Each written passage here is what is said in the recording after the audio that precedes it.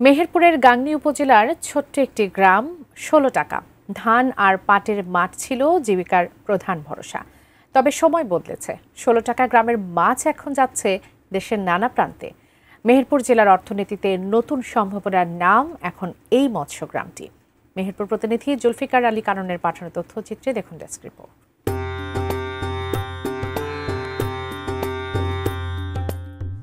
মেহেরপুরের গাংনী উপজেলার ১৬ টাকা গ্রামের যেদিকে চোখ যায় সেদিকেই ছোট বড় শত শত পুকুর, মায়াময় ছায়াময় সবুজ বৃক্ষরাজিতে ঘেরা গ্রামটিতে এত পুকুর দেখলে মনে হবে যেন বন্যায় তলিয়ে গেছে গ্রামটি। একসময়ের কৃষিতে সমৃদ্ধ এই ১৬ টাকা গ্রামের শত শত পরিবার মাছ চাষে আত্মনিয়োগ করেছেন। তাই খাবারের দাম কমানোর দাবি মাছ চাষিদের। এই গ্রামের নাম ১৬ টাকা।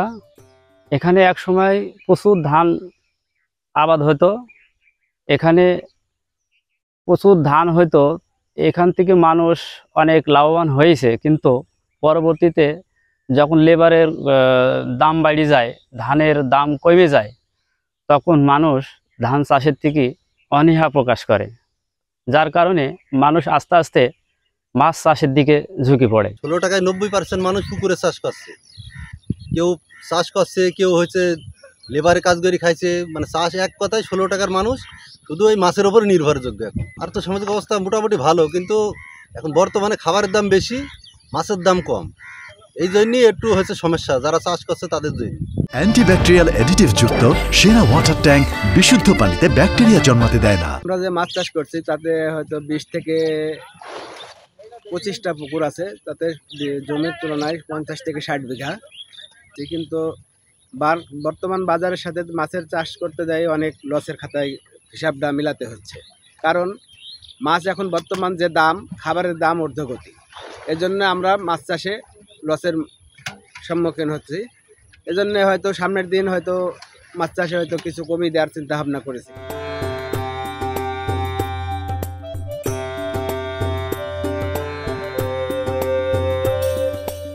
লেখাপড়ার পাশাপাশি অবসর সময়ে মৎস্য চাষে আত্মনিয়োগ করে এখানকার শিক্ষার্থীরা। আমি একজন স্টুডেন্ট মানুষ, আমি ইন্টার সেকেন্ড ইয়ারে পড়ি। আমি এই ১৬ টাকা গ্রামে আমাদের অনেক মৎস্য খামারি আছে, এখানে অনেক মাছ চাষ হয় ১৬ টাকায়। আমাদের পাশে আমরা স্টুডেন্টের পাশাপাশি একটু কাজ কাম করি, আমাদের পকেট খরচ হয়ে যায় বা ফ্যামিলি চালানো যায়। আবার আমাদের এসে কলেজে যাওয়ার সময় গাড়ি ভাড়া লাগে, এগুলো তো ফ্যামিলি অনেক সময় দিতে পারে না, আমাদের এটা খরচ হয়। শুধু পুরুষরা নয়, এখানকার মেয়েরাও কাজ করে অর্থনীতির চাকা ঘোরাতে। খালি পুরুষরা করে না, কাজ করে না, আমরাও করি কাজ, আমরা মেয়েরাও কাজ করি। অর্থনীতির সাথে মেয়েরাও জড়িত আছে, যেহেতু সবাই মেয়েরাও কাজ করে। আমরা এই যে পুকুরের খাবার সময়তে পুকুরের খাবার দিই, এরা বাড়ি থাকে না, তারা যখন বাড়ি থাকে না সে কাজ আমরা করি, তাদের সাথে সাথেও আমরা করি কাজ। ইউনিয়নে আমাদের মতো ১০০০ খানিক লোক মানে মাছের উপরে রুজি হচ্ছে, আর হচ্ছে মাছের ব্যবসা করে এভাবে। আর হচ্ছে বানিয়া পুকুর, মহেশপুর, কাষ্টদা এগুলা দিয়ে মনে হয় ১০০০ উপরে মানুষ ব্যবসা করে খায়। ৫০-৬০ জনা ব্যবসা করে, মাছ ব্যবসা করে। অনেক গ্রাম থেকে নিয়ে যাই, অনেক বাজারের ঘাটে বিক্রি করি, গ্রামে বিক্রি করি। মনে করেন আমরা নিয়ে এই ১৬ টাকার মাছ নিয়ে যাই, আমরা সংসার চালাই।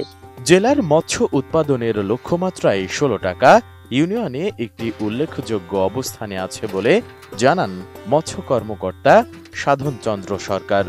এই ইউনিয়নে এখন যে পদ্ধতিতে মাছ চাষ হচ্ছে, আমাদের মৎস্য অধিদপ্তরের সহযোগিতায় আমরা মনে করি যে আমাদের যে বিভিন্ন টেকনোলজিগুলো রয়েছে, অগ্রসরমানযুক্ত বিভিন্ন প্রযুক্তি রয়েছে, সেই প্রযুক্তির ব্যবহার সহ যদি আমরা আধুনিক পদ্ধতিতে চাষিদেরকে আরও সম্পৃক্ত করতে পারি, তাহলে এই ইউনিয়নের মাছের উৎপাদন অনেকাংশে বৃদ্ধি পাবে।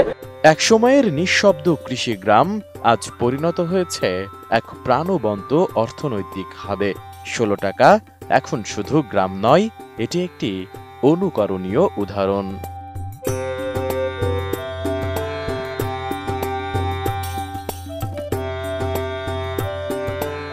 Desk report, ATN news.